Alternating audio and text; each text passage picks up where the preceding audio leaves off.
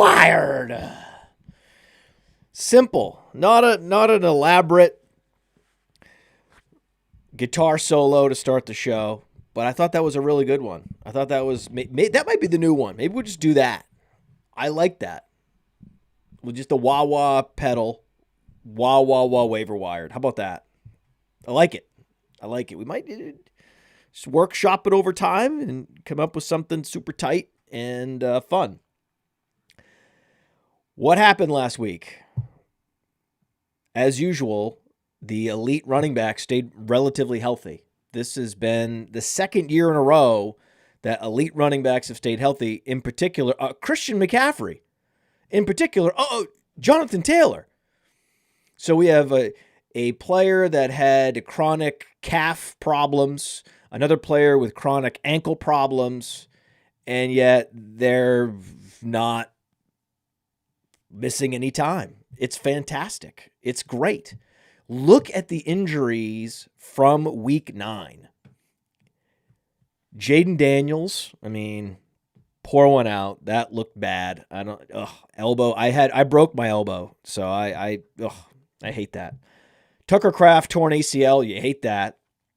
Puka Nacua, Brian Thomas, T. Higgins, C.J. Stroud, Matthew Golden, Kayshon Boutte, Diami Brown, Luke McCaffrey, Cole Kmet. What are we talking about here? No running backs. The only running back is Aaron Jones. Aaron Jones, and his usage was at encouraging levels before this injury. So I was really liking Aaron Jones. Thought he was a great acquisition target. Still is. It was a shoulder injury. It seems to be minor. So I still think Aaron Jones, with his usage and the fact that he just commands a lot of targets. Now we have J.J. McCarthy coming back. There's some hope here for this Minnesota offense, and this was a minor injury. Of all the injuries here, the most minor might have been Aaron Jones. A lot of these other injuries, relatively serious, and mostly to wide receivers. That has been the theme all year. This is what we keep coming back to. There's a lot of opportunity opening up at the receiver position, not the running back position, which is it's a new world. That receivers are getting injured at a higher rate than running backs is something we just don't see. So why would a handcuff back, a backup running back, why would they take over? Well, maybe they take over because of a trade. And Quinnen Williams just got traded. So the Jets are in teardown mode. They are in fire sale mode. And so Breece Hall could be traded. Breece Hall could be traded while I'm talking. Like in real time, Breece Hall could be traded. For that reason, this week, there's not a lot of options at the running back position on the waiver wire. I've been begging you for weeks to pick up Isaiah Davis. He's always in the top 3 pickups because he has some standalone value. He's already had weeks where he had 10-plus fantasy points, even though Breece Hall played, just because the Jets, they have to run the ball in order to matriculate the ball down the field. If he takes over, he is comparable to Tyler Algier and would be very productive in an every down role, a workhorse role in New York. Isaiah Davis is interesting. He's very interesting. Right, so you can see right here, on playerprofiler.com, Tyler Algier, best comparable. Bam. Okay, so I think my number one priority, it's not the most common position to take, that Isaiah Davis should be ranked number 1, but that's my position. Okay, and we've been way out ahead on Isaiah Davis all year. He could very well be a league-winning player, even on the Jets, because the touches are so consolidated there. He could really help your fantasy team. So get him rostered. If you have him, do not drop him. You get through the bye week, you're not dropping him at this point. But someone might have dropped him heading into week 9, think, I got to pick up somebody. I got to we're going to go, get Monangai, right? So someone had to go pick up Kyle Monangai. Maybe they dropped Isaiah Davis. Check the waiver wire for Isaiah Davis. Do yourself that favor today. Now, who else? Who else do we need to look at? Oh, God. This running backs. I can't wait to get to receiver. Can we just fast forward to receiver, please? Please, can we do that? Because these running backs, I mean, what? What? Devin Singletary? Really? We're doing this. Motor. We're doing it. Okay, we're doing it. The Giants are a better offense, certainly, with Jackson Dart. They've been putting up points. I mean, Devin Singletary, God. In shallow leagues, I would put up to 3% down on Devin Singletary. You can get Isaiah Davis for nothing in a shallow league. He's available everywhere. Devin Singletary, because he outsnapped Tyrone Tracy, and Tyrone Tracy was banged up at the end of the game, but Tyrone Tracy was losing touches to Devin Singletary before he got hurt, and it was very minor.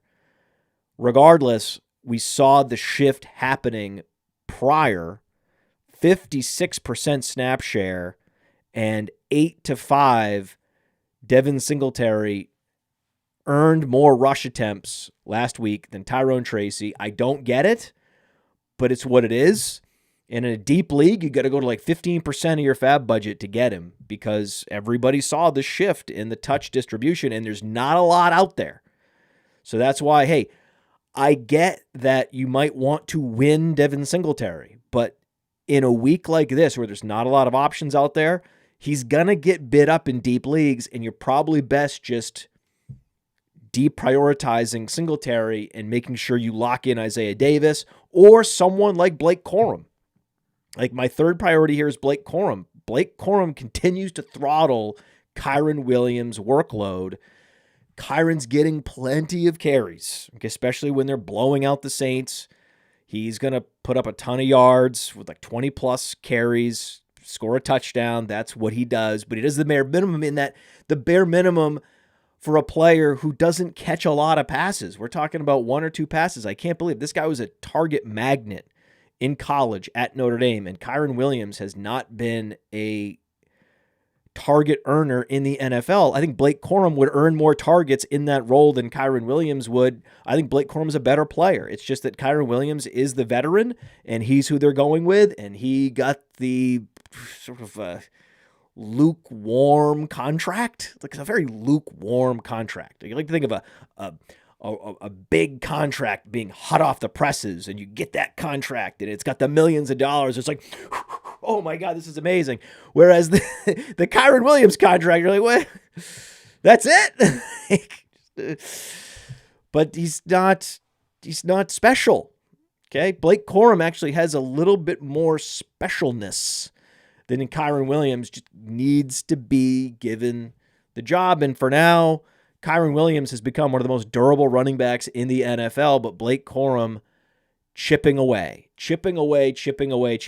And he did enough in week 9 to get the attention of bidders in FAAB, especially in deep leagues. To get Corum, you're going to have to put like 8% down to get him. And I think he is a priority add for anyone that's just trying to maximize upside. At this point in the season, you shouldn't have tight ends, quarterbacks, many receivers on your bench. Should be predominantly running backs trying to hit on the next Kamani Vidal. Though there aren't many week in, week out that emerge, Monangai did emerge. Vidal did emerge. These guys do emerge, so you need to have Corum. You need to have Isaiah Davis stashed now, so when they do emerge, you don't have to scramble and go run to the waiver wire and hope they're available. And by the way, I mean, DeAndre Swift.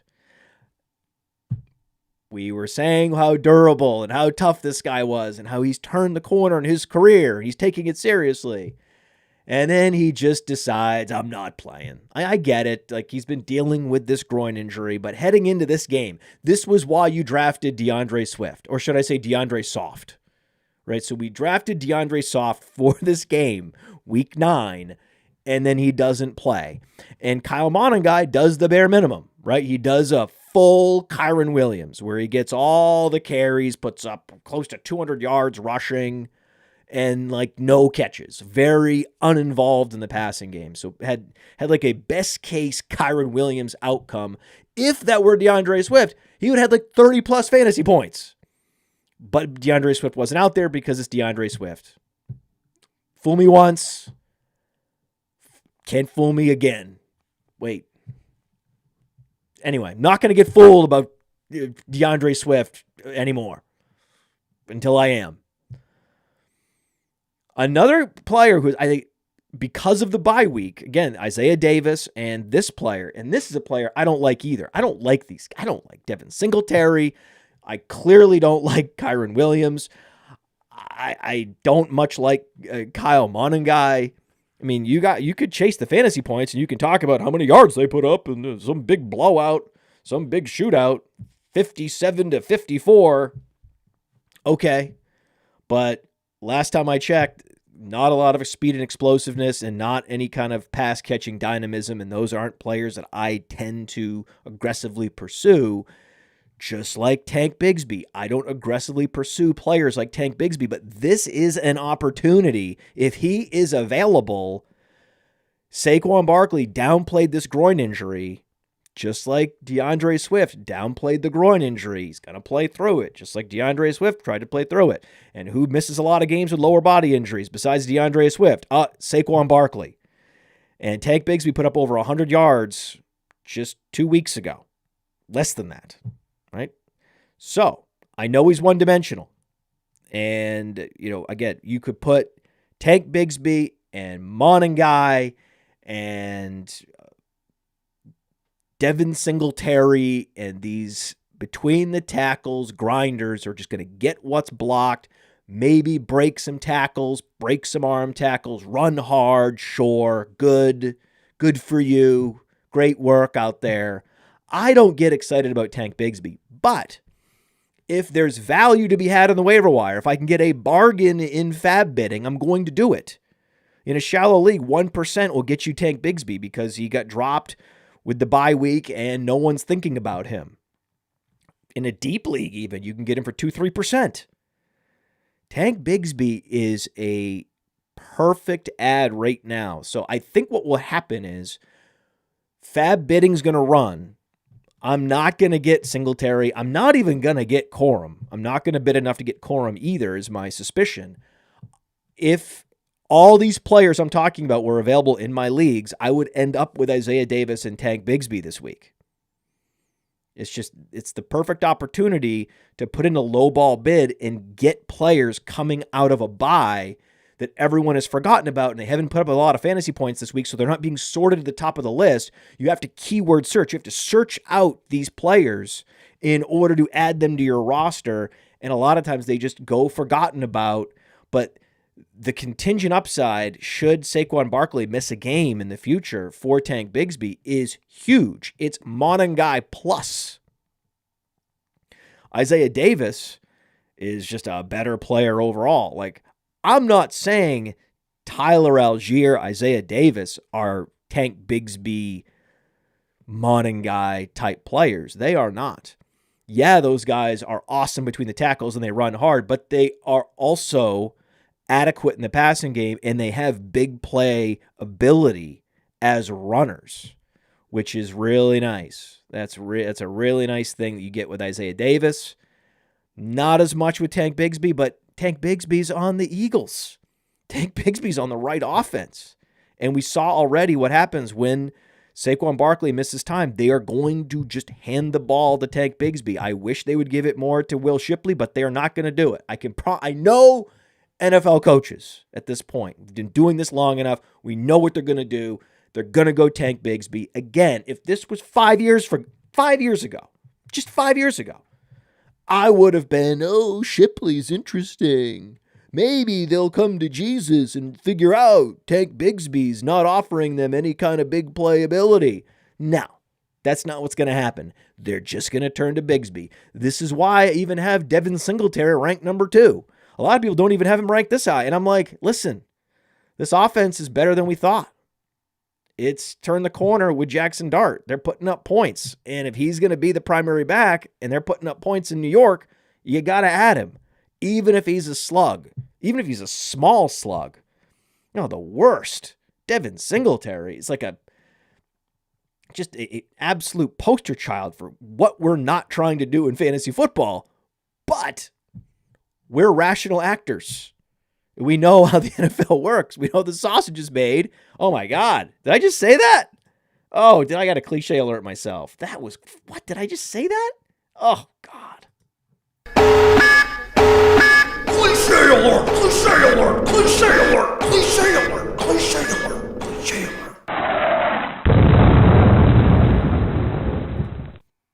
Anyway, we've seen this movie before. Oh, I did it again! God damn it!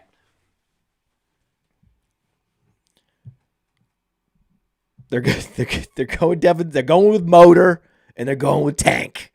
That's what NFL coaches like. That's what they do.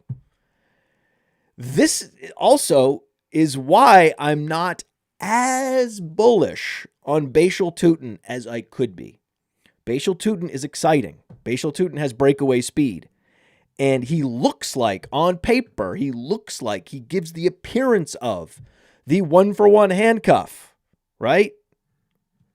But I've seen some things. This is what I'm talking about. This is the guy. This is electricity at the running back position. He's not really catching passes because he didn't really catch a lot of passes at Virginia Tech either. This is not what he is. He is a slasher. He is a Tevin Coleman clone. Tevin Coleman also not a big-time pass catcher. Not a lot of dynamism in the passing game from Tevin Coleman or Bashal Tutin, but there is big play upside there. But he is a rookie, and he's not trusted in all game situations. And I just can't put him at the level of a Tank Bigsby or a Blake Corum. Because we know these teams trust Tank Bigsby. They trust Blake Corum. If Kyren Williams goes down, the keys to the car will be given to Blake Corum, which is why he's a top 3 running back pickup this week. You can't say that about Bashal Tutin. I would love to say it. I just can't because, again, I know what they're thinking, okay, which is why the waiver wired and the plays of the week shows so far have been so good. And if you're watching this on a streaming platform, like, subscribe, share this, if it's a podcast, with any of your friends that are not in your league. Okay, so that's actually, if you're listening to the podcast, do this. Share this with someone outside your league. How about that? Number 6, Dylan Sampson. Dylan Sampson is dynamic. Dylan Sampson's also fun. Dylan Sampson, but he's rated below players that I hate. I like Dylan Sampson. I do not like Tank Bigsby. I like Bashal Tutin. I do not like Devin Singletary. But I am a rational actor. And yes, Quinshon Judkins suffered a shoulder injury, and it could impact his playing status in Week 10. And then what? Well, then, if the Browns aren't confident in this Quinshon Judkins shoulder, they're less likely to trade Jerome Ford, unfortunately. Okay? If it were me, would I care? No. I mean, I'd be like, how can we lose games if I'm in the Browns situation? Let's make sure we get everything we can for whatever assets that aren't going to help us 2 years from now, and that's Jerome Ford. He would have been gone by now if I were the general manager of the Browns, but I'm not the general manager of the Browns. So, okay, Judkins is missing more time, then it's going to be a Sampson Ford committee, and it's a Browns committee with no Joe Flacco. And what exactly is the upside that we're getting there? Not sure. Not sure I can point to significant upside. And it's beyond a lack of certainty. It's that I just can't. It's not like, oh, I'm not sure what is the exact amount of upside. Oh, wait, it's really close to 0 because he's on the Browns. If he were not on the Browns and there weren't 2 other running backs in the mix, he would be higher up. I like Dylan Sampson. And again, Quinshon Judkins has this shoulder injury. We're not sure how serious it is. But I can tell you, they don't want to trade Jerome Ford if they feel like they're going to be without Judkins. If Judkins is good to go, then Jerome Ford could be traded. And then Dylan Sampson's playing behind Quinshon Judkins. Dylan Sampson can't win. I would love to rate him higher, but he is in a no-win situation. The Cleveland offense caps his upside, just like Devin Neal.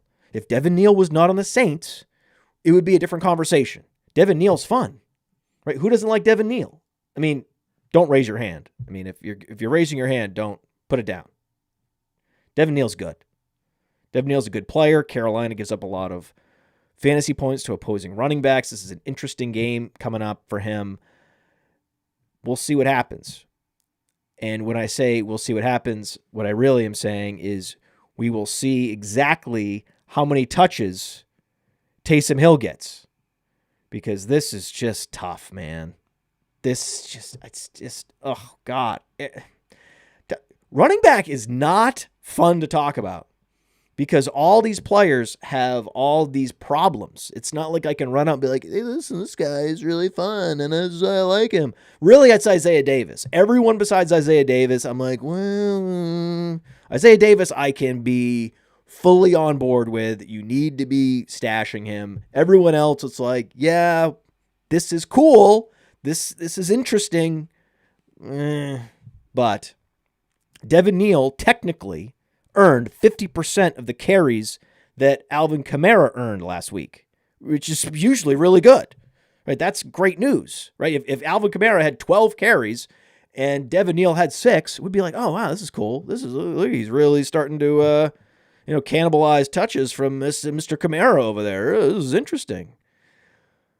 Just like with Corum and Kyron Williams. Oh, look at this. Look at Corum getting 33% of the touches, the running back touches. Look, what do you something going on there in Los Angeles? We'd be saying the same thing, except, we have Taysom Hill.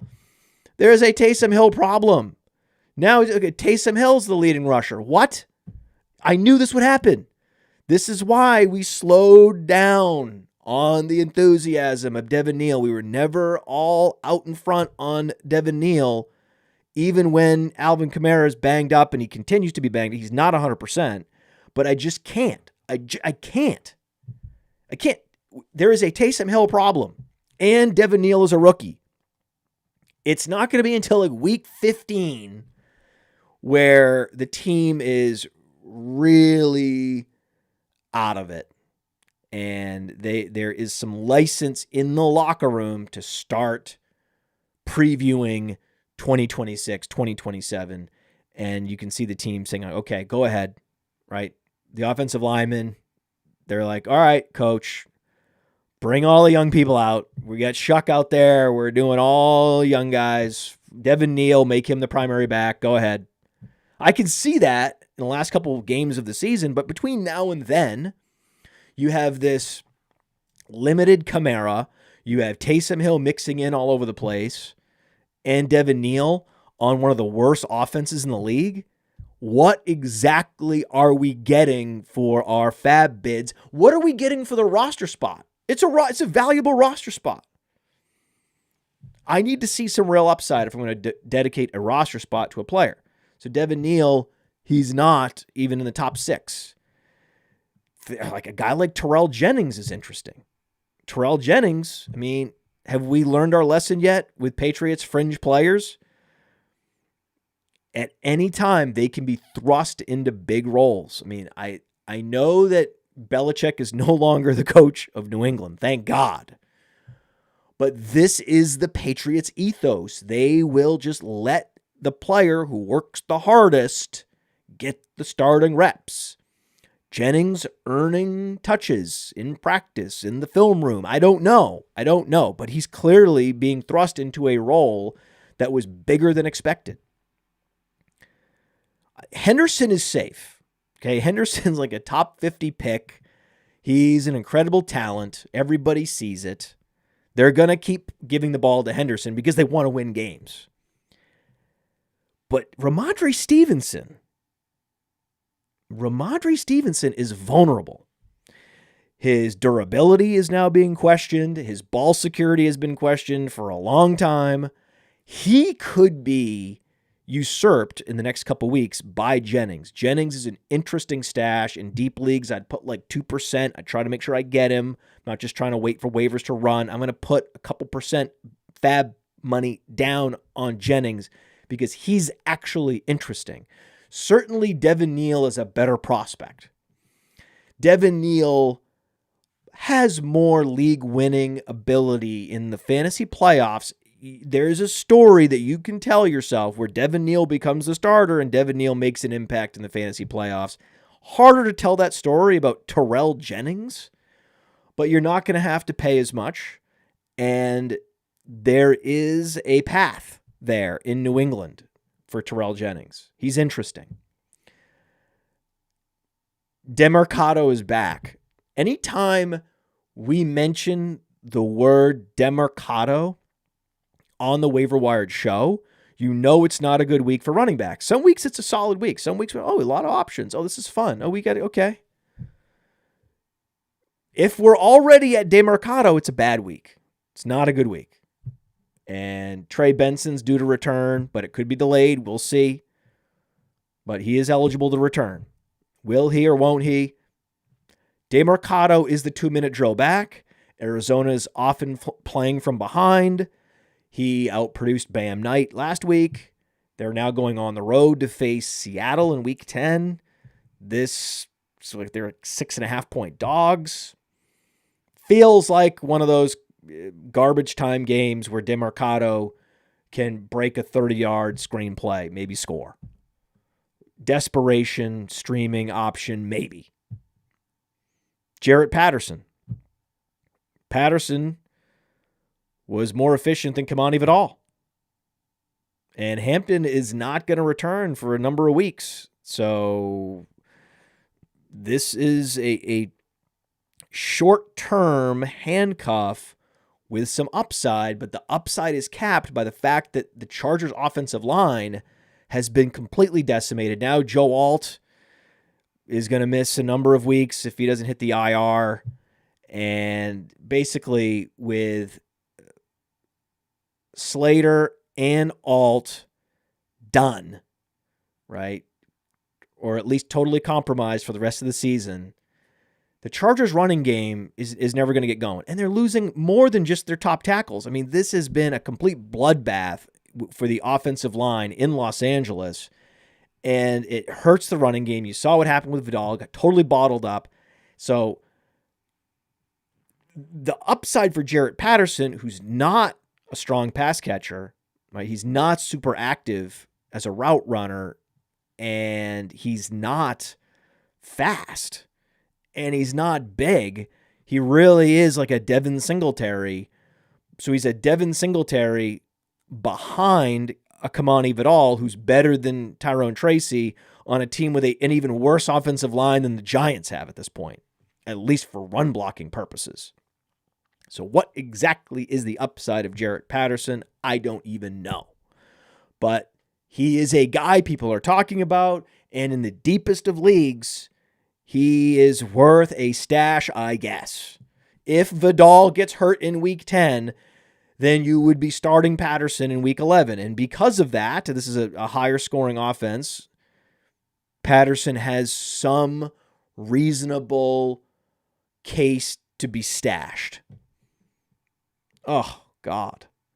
And then we have like Brashard Smith going on by. I mean, Jaden Blue didn't play. Like, this was what we've talked about Jaden Blue many times and why he fell in the draft and why teams hate him. Like, he was crossed off the list for a bunch of teams because he skipped the interview, because he doesn't bother learning the playbook. I don't know if it's arrogance or it's incompetence. We don't know what it is. Sometimes it's a little bit of both. So, I mean,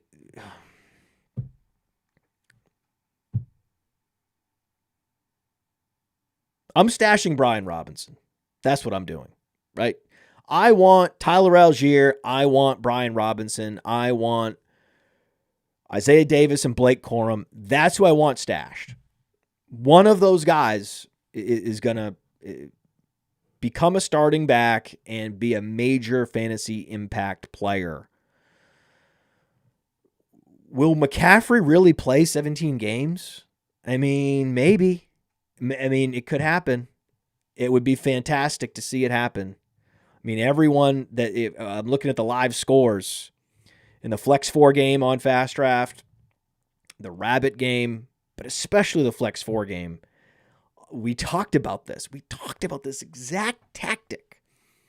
Drafting McCaffrey and JT at the 1-2 turn. That was available for months and months and months and months. And some of the argument was, oh, just too early for JT. But you look at the top of the standings in the Flex 4 tournament on Fast Draft, there's a lot of McCaffrey JT teams. And they are staying healthy. All you're betting on is health. And they stayed healthy. And of course, they're delivering big-time fantasy points and propelling teams into the top 5. And, now they're set for like a $5,000 plus payday. Unbelievable. Great stuff. Love Fast Draft. Fast Draft destroying. We're going to be doing some permanent promotions. Okay, so if you max enter both the Flex 6 Frenzy and the Quick 6 Super Slam, every week you're going to get a $20 bonus, which is going to more than cover the rake. Okay. If you are one of the top 3 fastest drafters in the Flex 6 Frenzy, you will get a $50 bonus. So we're rewarding speed with the Flex 6 Frenzy each and every week. And these promotions are posted on our Discord. So just check out the Fast Draft Discord. And there's a link to the Fast Draft Discord right there on draftfaster.com. At the wide receiver position, we have our wide receiver version of Isaiah Davis, but I couldn't put him at number 1. I couldn't with a straight face. I had him at number 1, so we post all the FAAB guidance, the exact bidding you should be doing, the range of bids for deep leagues, shallow leagues, tight end premium leagues for all these players. Patreon.com/Podfather. I really wanted to have our guy. I'm just pounding the table every week for our guys, and nothing changes. Isaiah Davis is our guy at running back. And who's been our guy at wide receiver? On the count of 3. 1, 2, 3. Troy Franklin, right? But I couldn't put him at number 1. I wanted to. I had him. He was there, number 1. And then just couldn't. At the end, just couldn't hit the submit button because I was like, I am in a league. I am going to pick up a player. I can't, with a straight face, say it's going to be Troy Franklin number 1. It's going to be Parker Washington. Target conservation matters. There's no one left standing. He's still standing. He's still strong. He's efficient. 8 of 9 for 90 yards in week 9. 19 targets the last 2 weeks. He's the go-to receiver now in Jacksonville. It is what it is. It's what it is. Everyone's injured. Everybody's hurt. The tight ends are hurt. All the wide receivers are hurt. It's the running back and Parker Washington. The running back position and Parker Washington. That's what's healthy. And that's who's scoring fantasy points in Jacksonville. So I would say, even in a shallow league, I would put 5% because you could start him even in a shallow league if he's going to be the number 1 receiver, depending on the matchup. In deep leagues, I'd go to 10%. I'd go right to our wide receiver max of 10% on Parker Washington. Then you can prioritize the guy that we talk about every single week. I'm not going to put him up on the screen. We're not doing it. We're not showing every week Troy Franklin up on the screen. Everyone that watches, everyone that's streaming knows there's going to be some graphic of Troy Franklin up on the screen, and I'm not going to do it. I'm not going to show off Troy Franklin's athleticism. It's not going to happen. Won't do it. We're not looking up Troy Franklin. Yes, we are. Of course we are. Of course we're doing it. He's a better Jameson Williams. That's what he is. He is explosive. He was productive in college. All he does every week is put up 10 targets. For Christ's sake, how can anyone be recommending Christian Watson, Alec Pierce, Torrey Horton over Troy Franklin? Troy Franklin every week puts up 10 targets. When's the last time Torrey Horton had 10 targets in the NFL? Torrey Horton had the 2 touchdowns, though. Right? Troy Franklin and Torrey Horton are in the same situation. Last week, Troy Franklin earned another 10 targets when Cortland Sutton only had 6. Troy Franklin is looking like a stud in the league. He's just not securing the touchdowns that would lead to the spike weeks that would get everyone's attention in fantasy football. He's doing everything else, and that's what we look at Player Profiler, and that's why he is number 2. In a shallow league, if he is somehow still available, you can just put 1 or 2% and get him. You can put, 5% in a deep league. You will get him if he's still available. He's not flashing big fantasy point output and therefore will continue to be available. Just pluck him, please. So Torrey Horton is not going to be a guy that we're getting, right? So, of the popular running back pickups this week, I don't think we're going to get Devin Singletary. I think it's possible, but a lot of us are just not going to get him. We're not going to bid enough because there's just no one else, and that's where all the money's going to flow to Devin Singletary. We're not going to get him. And we're not going to get Torrey Horton. We're not going to get him because I've seen some of these recommended bids on Torrey Horton, and it's insane. Insane. This is a Sam Darnold-led offense, which loves to run the ball and consolidate the targets. Now, the consolidated targets are what you like about Torrey Horton, but this is still the Jackson Smith and Jigba show. What are we talking about? I'm actually a little more excited about the prospects for Arroyo because Arroyo is going to be out there, going to be commanding targets, going to be running the tight end routes each and every week, and there's some real under-the-radar upside with Arroyo, but Torrey Horton comes out, puts up the big fantasy point output, and then he just ruins it. He just shouts from the rafters and the rooftops. I don't think you can't be. See, the thing is, when you mix these cliches and you're in the rafters, then you have the roof in between you and the rooftop. So you're either shouting from the rafters or shouting from the rooftops. I think you get a lot more accomplished shouting from the rooftops. The rafters, I think it's muffled. It's up there. I don't know. Does anyone shout from the rafters? Did I just make that up? I don't know. I can't even keep up with my own cliches. It's embarrassing. Torrey Horton has the juice. I like Torrey Horton. I do.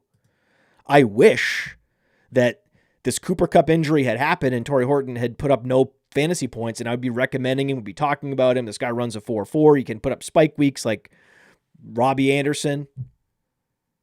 This guy's fun. He's cool. He was a mega producer in college. 80th percentile college dominator rating. What's not to like? Well, I'll tell you what's not to like. That he has his spike week when no one's playing him, and then no one can actually get him in FAAB bidding because the guy that's just box score watching is going to put some embarrassingly big bid on Torrey Horton, and none of us are going to be able to get him. Oh well, this is football. Be thankful that each and every week we're able to secure Troy Franklin whenever we need him. Be thankful about that. We're never going to get Torrey Horton, and it's not going to be a big deal. He is a rookie drafted at the end of the 5th round on a team that has one of the best receivers in the league. He is an auxiliary option for Sam Darnold. You need to remember that. Okay, they're about to go into a game where they're 7-point favorites, and they're going to be running the ball in the second half. The idea that Torrey Horton's going to put another 2 touchdowns is just ridiculous. Doesn't make any sense. His rostership in DFS is not going to be impressive. It's not going to be super high. I can tell you that right now, just because of the game situation. No one's going to want. You're going to either play JSN or nobody from that game on the Seahawks side. But on a Tuesday, when you're looking at the waiver wire and you're looking at who scored fantasy points last week, oh, Torrey Horton looks really exciting. It's true. He does. But, I mean, what is the difference in player? What is the difference in role between Torrey Horton and Calvin Austin? Right? The targets are more consolidated in Seattle, but Calvin Austin is even faster and has experience. So look at Calvin Austin. I mean, Calvin Austin is a great guy to pick up. He was the leading wide receiver for the Steelers last week. Had a good game. We knew he would against the Colts. It screamed Calvin Austin week. We get it. Best comparable to Marquise Brown. But where we have him at number 10, he's the 10th priority because you don't need to prioritize Calvin Austin. You can just put 1% in a deep league and you will get him. You can put 1% down on Cedric Tillman and you will get him. That's why we have our 9th and 10th priorities at wide receiver are Tillman, who is the best wide receiver in Cleveland, but unfortunately he's on Cleveland. Calvin Austin has big, deep pass, deep speed upside, spike week upside every week, just like Torrey Horton, but you're not going to have to overspend in your FAAB bidding to secure him. So the top three, again, Parker Washington, Troy Franklin, and then Torrey Horton. I've seen Torrey Horton ranked as the number 1 pickup over Parker Washington. That makes no sense.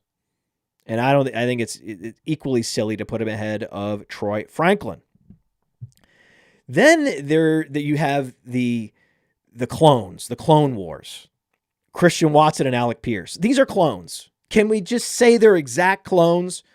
They're the same guy. Super volatile, TD dependent, big play wide receivers. These are stretch Z playmakers that are going to disappear one week and then they're going to erupt the next week, and it's going to be based on game script and like, is this a Josh Jacobs game? Is this a Jonathan Taylor game? Or is this more a game where Alec Pierce can score or Christian Watson can have some big plays? Either way, you shouldn't be prioritizing these guys either. You can get them for 1% in a shallow league if you need a wide receiver. 1% on these guys should be enough. 4% in deep leagues. You may not get either one of them. I mean, Alec Pierce went over 100 yards. You might be more apt to get Watson than Pierce this week. In fact, I've seen a lot of people prioritizing Pierce and not Watson. And I'm like, no, Watson is absolutely a player to prioritize. There's been more injuries in Green Bay already. Golden hurt. Tucker Kraft hurt. So you had 2 key injuries in the passing game in Green Bay, helping to further consolidate the targets, helping Christian Watson. Christian Watson is a strong buy. So this is a very similar. I don't like Christian Watson. He is the Tank Bigsby of this waiver wire run. I don't like Bigsby, but I want him. I don't like Watson, but I want him. I love Franklin, and I will have him. I like Isaiah Davis, and will have him. That is how it's all going to play out. The guy that not enough people are talking about at wide receiver, who's super inexpensive, you can get probably 3% in a deep league. I think 2 to 3% should get it done. That's Demario Douglas. Demario Douglas, okay. If you point chase, fine. Point chase. There better be a real good case why those points will continue from week to week. With a guy like Parker Washington, I get it. You're point chasing into the best possible tailwind for a wide receiver. An injury to Cooper Kupp is not the same as everybody getting injured in Jacksonville. And in New England, it's very similar. Losing Kayshon Boutte is the same as losing Cooper Kupp. And Demario Douglas comes in and is super productive, just like Torrey Horton. But Demario Douglas actually has a year of experience under his belt. Torrey Horton does not. So we're seeing the targets and the opportunities consolidate in New England. No Stevenson, no Gibson. Boutte going down with a hamstring injury. Just another receiver getting hurt. Demario Douglas coming in. Now we're seeing, okay, it's Diggs, it's Douglas, it's Henry. finally we can start to see a logical hierarchy of target distribution in New England, Demario Douglas being one of the top. That's what we saw last week. That's going to continue. So this is a great value. So the value is Christian Watson. The value is Demario Douglas. The value continues to be Troy Franklin this week.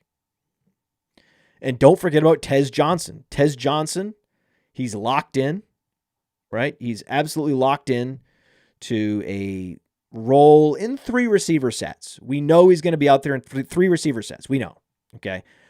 This whole Sterling Shepard is a player in the NFL who happens to be on Tampa, I guess.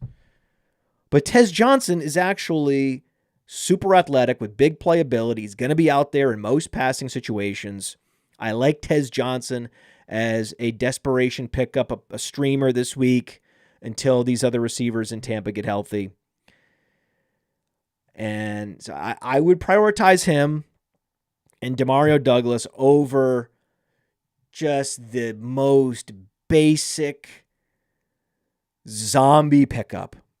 The zombie pickup, fantasy zombie ad of the season has to be Darius Slayton.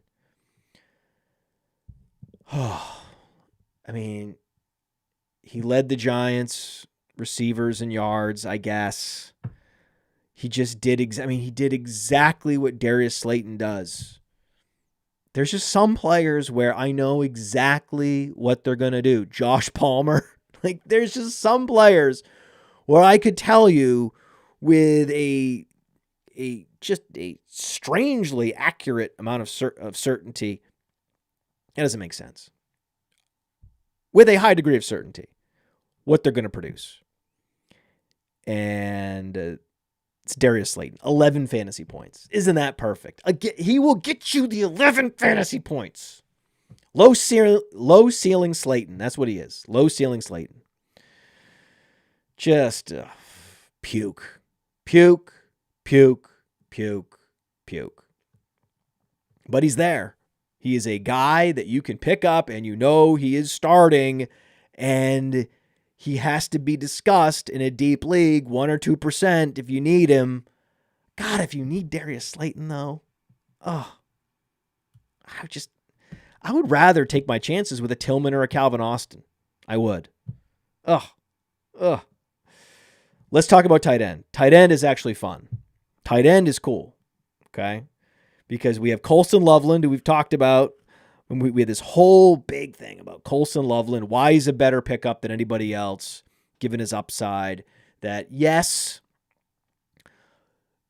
he may not have the weekly projection of a few other, maybe like a Juwan Johnson, right? Okay, I can't quite justify a weekly projection for Colston Loveland to be at Juwan Johnson's level, but I would rather have Colston Loveland. That's what we talked about. This was a whole diatribe about the upside of the first round super athletic pick who could, I believe, quoting myself in saying that he could have a Rob Gronkowski-like second half. What? It had happened. Bam! Now Colston is putting up 30 fantasy points. Cole Kmet hurt again. So, but we've already picked him up. So congratulations. We already have him. Even in shallow leagues, you got to put like 5% down to get him. Deep leagues, like 20%. And I think it's worth it. If you don't have him, you want him. This is an offense you want exposure to, and this is a big, big, big time playmaker. Now, if you're looking for the discount version of someone who could put up similar numbers, his name is Luke Musgrave, because Luke Musgrave has the experience that Colston Loveland does not. Luke Musgrave was a top 40 pick in the NFL draft.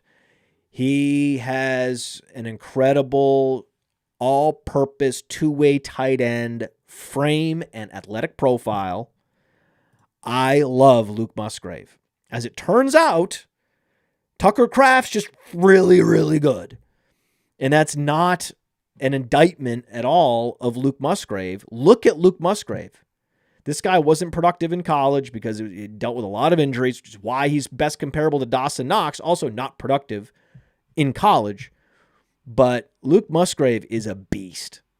He is a beast. This is a better way to spend your money than on a guy like Theo Johnson. I like Theo Johnson. He's an athletic specimen. But this is a better situation to just be a one-for-one replacement. Go run the routes. Go play the Tucker Kraft role, Luke. And he will do it at 95% Tucker Kraft. And that is exactly what you want. There are a few teams in the NFL that have a backup tight end with Luke Musgrave's playmaking ability. This is an incredible opportunity. You can just put 1% down in a shallow league, 5% in a deep league.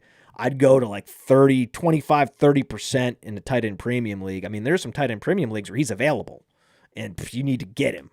I mean, just get him, right? So I'd have Loveland, Musgrave. Like you have Loveland, who's is already broken out all over the place, just splashed down. And then Luke Musgrave, he's the next Loveland. And then, sure, you don't get Loveland, you don't get Musgrave, then maybe you get this Theo Johnson consolidation prize. I was hoping for a little bit more from Theo Johnson, but with Dan Bellinger banged up, didn't happen. But still, 6 targets, a touchdown. This was good enough, right? Good enough in week 9 from Theo Johnson. He's good enough. And of course,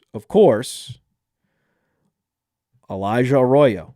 Elijah Arroyo, he is the sleeper, right? So I think and all these guys, I think across the board, we have the guy everyone's bidding up that we're not going to get, and that's Colston Loveland, maybe. Could be Devin Singletary, certainly Torrey Horton. Guys we're going to get are more like Isaiah Davis, Tank Bigsby, Troy Franklin, Christian Watson, Demario Douglas, Luke Musgrave, and Elijah Arroyo.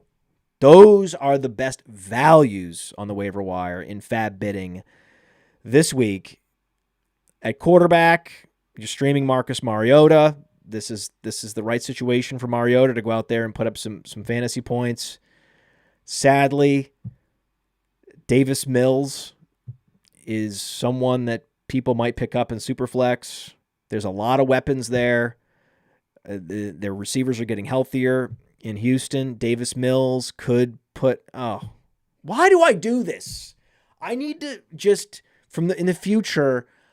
I need to shoehorn in the quarterback position earlier and get it out of the way because I hate talking about it. It's the worst. And we need to finish with a flourish with the wide receiver position. I need to reorder this show. Yeah, I think the week 9 waiver wire show, that's a good time to start figuring out the format.